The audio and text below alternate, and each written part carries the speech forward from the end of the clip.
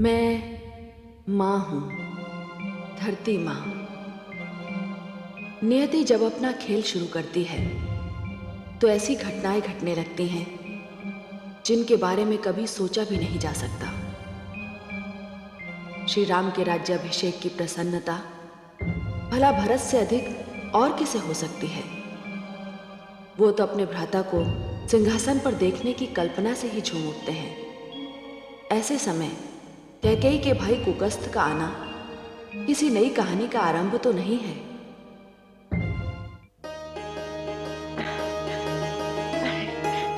पुत्री, अरे पुत्री, हाँ, कैसे राजकुमार को कष्ट आए हैं? क्या? मेरा अनुज कहाँ है? अभी अभी द्वार पर उतरे हैं, किसी भी क्षण यहाँ आते होंगे। सच? हाँ। दीदी, दीदी, प्रणाम दीदी। आयुष्मान भव। बड़ा हर्ष हुआ तुम्हें देखकर। तुमने यहाँ आकर मेरी प्रसन्नता और बढ़ा दी। अभी अभी पुत्र भरत का विवाह संपन्न हुआ है, पर तुम अचानक यहाँ कैसे आ गए? दीदी, माताश्री और पिताश्री बहुत अस्वस्थ हैं। क्या? क्या हुआ उन्हें? मुझे बताओ। सारे वैद्य हार गए, पर उनकी अस्वस्थता का कारण नहीं जान पाए। केवल राज वैद्य का ये कहना है कि वे अपने पौत्र राजकुमार भरत को देखने के लिए व्याकुल हैं,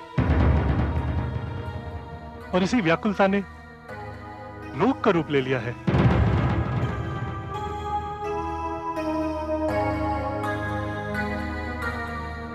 दीदी,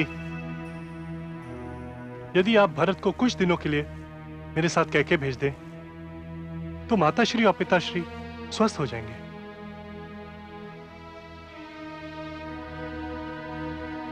मेरी तो कुछ समझ में नहीं आ रहा, मैं क्या करूं?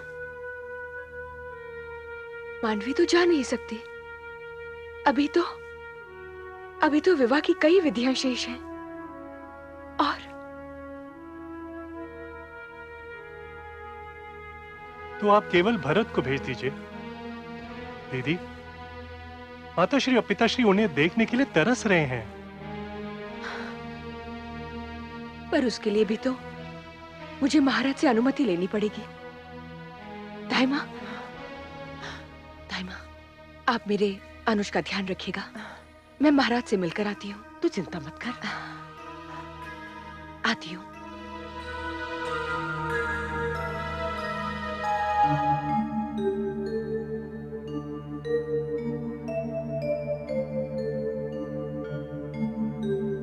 दीदी,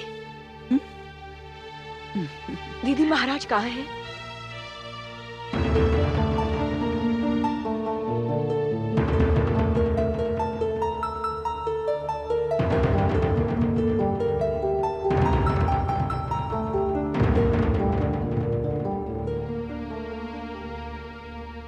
ये सदा पुष्प समान खिला मुख आज मुरझा ऐसा क्यों है? क्या बात है कैकेयी? इतनी गंभीर क्यों दिख रही हो? दीदी, मायके से मेरा अनुज कुकस्थ आया है। उसने बताया है कि मेरे माता पिता पुत्र भरत को देखने के लिए इतने व्याकुल हो उठे हैं कि अब उनके स्वास्थ्य पर प्रभाव पड़ चला है। तो पुत्र भरत को भेज दो ना, क्या आपत्ति है? उसे ननिहाल भेजने की अनुमति ही तो लेने आई थी महाराज से। महाराज कहाँ हैं? मुझे तो बस ये पता है कि वो राजकाज की किसी समस्या को सुलझाने के लिए पुत्र राम को लेकर कहीं गए हैं। आपको ज्ञात है कि वो कब लौटेंगे? कुकस्थ शीघ्र लौटना चाहता है। मुझे कोई अनुमान नहीं कि महाराज कब लौटेंगे। दीदी, आप बड़ी हैं और महाराज की अनुपस्थिति में मैं तो केवल आपसे ही पूछ सकती हूँ कि मुझे क्या करना चाहिए। करना क्या चाहिए? तुम्हें पुत्र भरत को तुरंत कुकस के साथ भेज देना चाहिए। भरत के नाना नानी के जीवन का प्रश्न है, इसमें क्या सोचना? दीदी, सच आपने मेरी उलझन सुलझा दी दीदी, आपने मेरी उलझन सुलझा दी।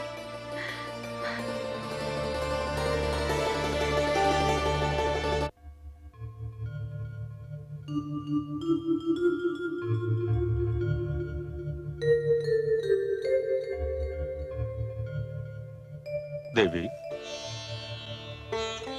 तो आपको ज्ञात हो गया कि मैं कैकेय प्रदेश जा रहा हूं। जी स्वामी, धायमा ने हमें बता दिया है।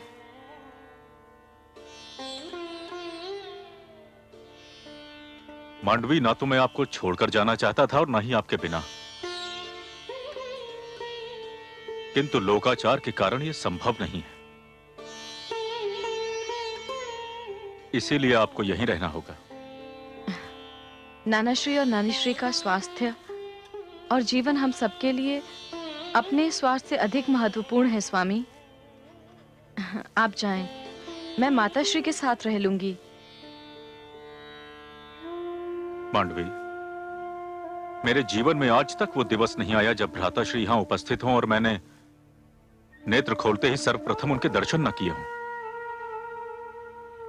उनका मुख देखे बिना मेरी भोर नहीं होती मांडवी। किंतु अब मैं जा रहा हूं, तो ये उत्तरदायित्व आपको निभाना होगा। प्रातःकाल नेत्र खोलते ही आपको भ्राताश्री के चरण स्पर्श करने होंगे। आपने इतना सुंदर आदेश दिया है, जिसका पालन मेरे लिए सौभाग्य और सुखदायी है। स्वामी, मैं इसके पालन का वचन देती हूँ। एक बात और कहना चाहता हूं मांडवी। प्रयास कीजिएगा कि आपका अधिक से अधिक समय माताश्री के निकट व्यतीत हो, क्योंकि मैं नहीं चाहता कि धायमा उनके पास मंडराती रहे और सच्ची झूठी कहानियां सुनाती रहे। प्रारंभ से ही मुझे धायमा कुछ अच्छी नहीं लगी। कुछ भी हो स्वामी, पर धायमा का आपसे और माताश्री से जो स्नेह है, वो संसार भर में ढूंढे से भी नहीं मिलेगा। मांडवी, आप फिर भी सतर्क रहिएगा।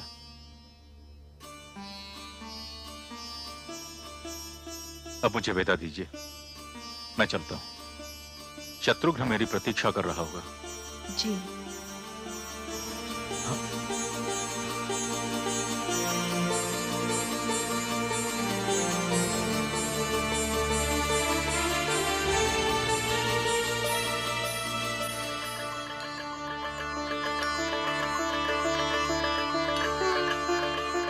चिरंजीवी भव।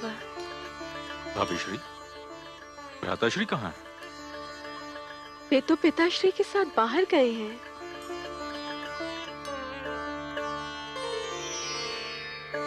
भाभीश्री, हमें कैकेय प्रदेश जाना है।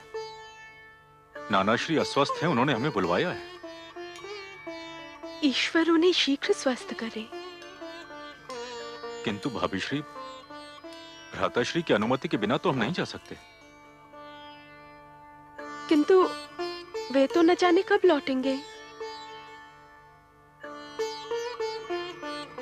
तो ऐसी परिस्थिति में तो यह अनुमति आप ही प्रदान कर सकती भाभीश्री, क्योंकि यदि भ्राताश्री की अनुपस्थिति में हमें कोई आदेश दे सकता है तो वो आप हैं।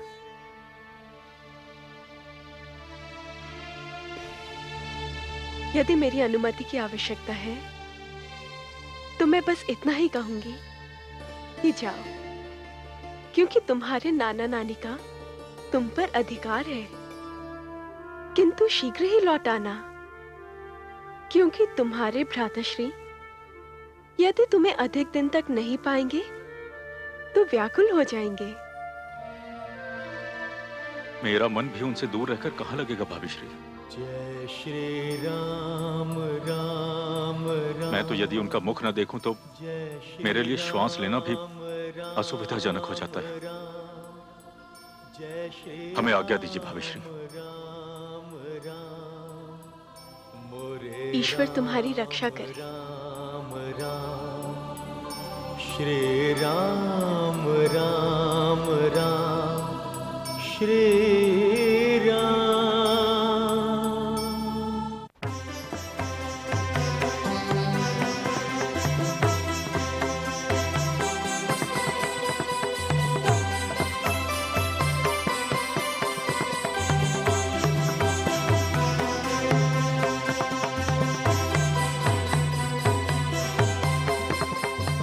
जनप्रतिनिधि सभा के आदरणीय सदस्यों, मैंने आज आप लोगों को यहां एक विशेष समस्या पर परामर्श देने के लिए कष्ट दिया है।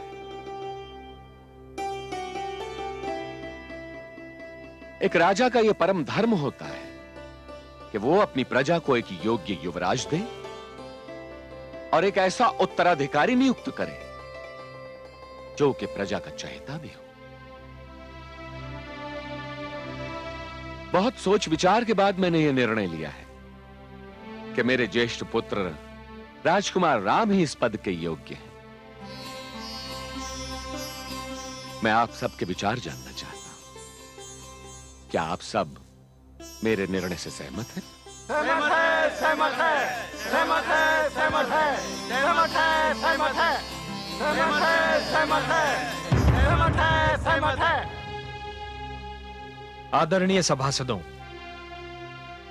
यदि आप महाराज से केवल इसीलिए सहमत हैं कि मैं उनका ज्येष्ठ पुत्र हूं और इसीलिए मुझे युवराज बनना चाहिए, तो मुझे खेद है कि मैं आप सबसे सहमत नहीं हूं। समुद्र अथाह होता है किंतु किसी की प्यास नहीं बुझा सकता। अशोक का वृक्ष सबसे ऊंचा होता है किंतु किसी को छाया प्रदान नहीं करता। आकाश भी विशाल होता है किंतु किसी घर की छत नहीं बन सकता। हे महापुरुषों, ज्येष्ठता योग्यता का स्थान तो नहीं ले सकती। ज्येष्ठता योग्यता का पर्याय कभी नहीं बन सकती। इसलिए युवराज के पद का चुनाव भावनाओं की धारा में बहकर नहीं, बुद्धि के धरातल पर होना चाहिए। मैं युवराज केवल इसलिए बनूं कि मैं महाराज का ज्येष्ठ पुत्र हूं, यह आपका तर्क मुझे तनिक भी संतुष्ट नहीं कर रहा।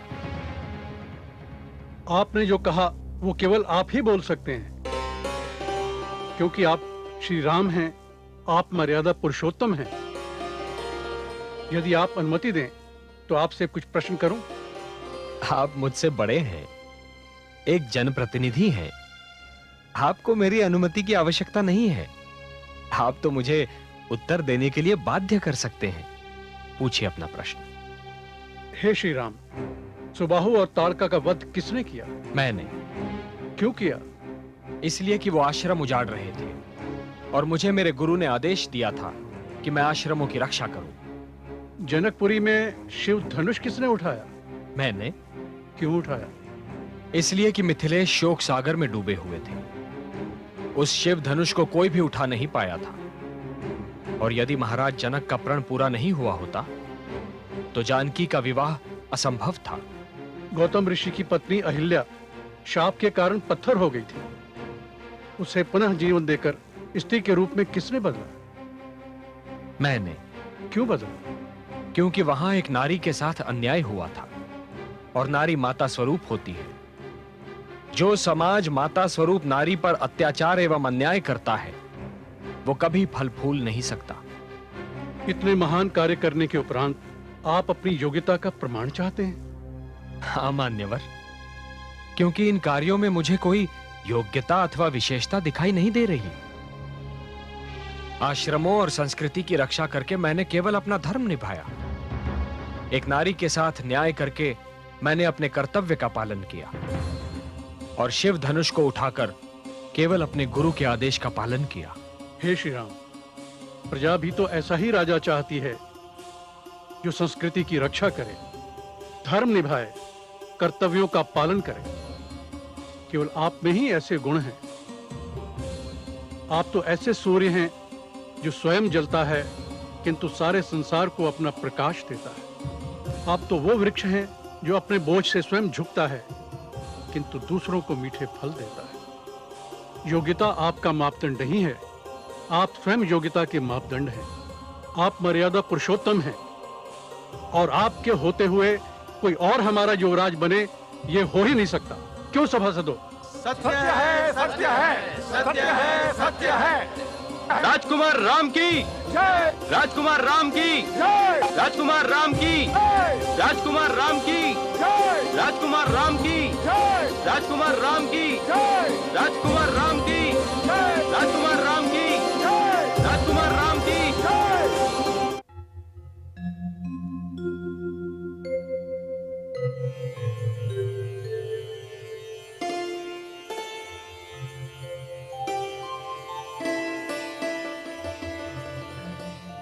राजन, गुरुवर, यशस्वी भव।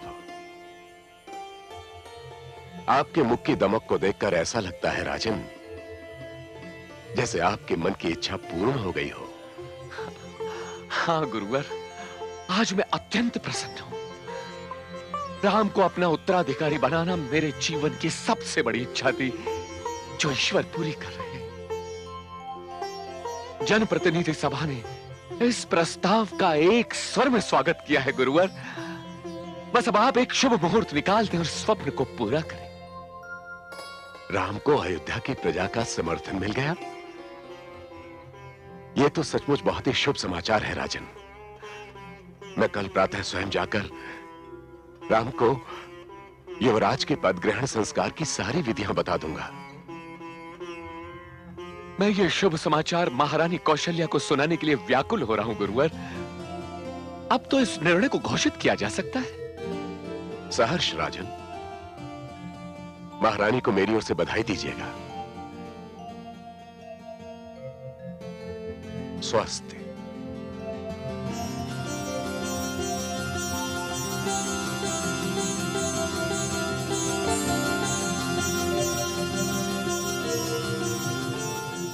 महारानी, महारानी, महारानी। महाराज, आज तो आपका मुख ऐसे खिला हुआ है जैसे पुष्प वाटिका वसंत ऋतु में खिल उठती है। हाँ महारानी, आज हमारे जीवन पर वसंत ऋतु छा गया है। हमारा राम युवराज बनेगा। हाँ? सबने सर्वसम्मति से यही निर्णय लिया है महारानी, यही निर्णय लिया है।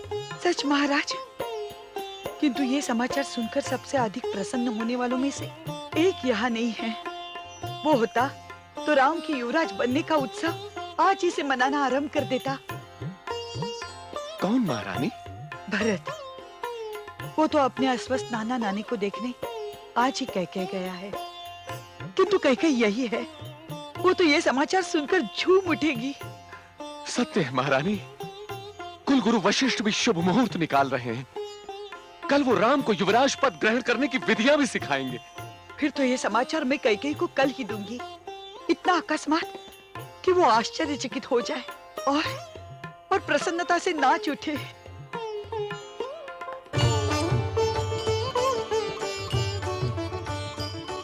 अखंड सौभाग्यवती भव। राम, तुम दोनों को साथ देखकर हर किसी का मन आनंद से विभोर हो उठेगा। तुम दोनों की जोड़ी संसार की आदर्शतम जोड़ी होगी, ये मेरा आशीर्वाद है। राम, मैं तुम्हें यह बताना चाहता था कि आज से एक पक्ष तक तुम्हें संन्यास संस्कार करना होगा। तो इसमें मुझे क्या करना होगा गुरुदेव? राम, तुम्हें निरंतर 15 दिन तक भोरमय सरयू के तट पर भगवान सूर्य की उपासना करनी होगी और निश्चित उपवास में मात्र एक समय का भोजन करना होगा। जैसी आपकी आज्ञा गुरुदेव। और जानकी, तुम्हें अपने पति का साथ देना होगा। गुरुवर, मैं अर्धांगिनी के समस्त कर्तव्यों का पालन करूंगी। और आप तो कुलगुरु हैं। कुलगुरु होने के नाते आप मुझे शिक्षा दीजिए कि युवराज की पत्नी की क्या मर्यादा है। अवश्य।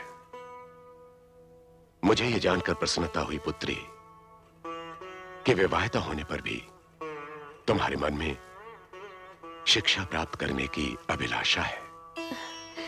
शिक्षा तो हर आयु, हर अवस्था में ली जा सकती है। शिक्षा तो जीवन के अंतिम क्षण तक ली जानी चाहिए। बहुत सुंदर विचार है।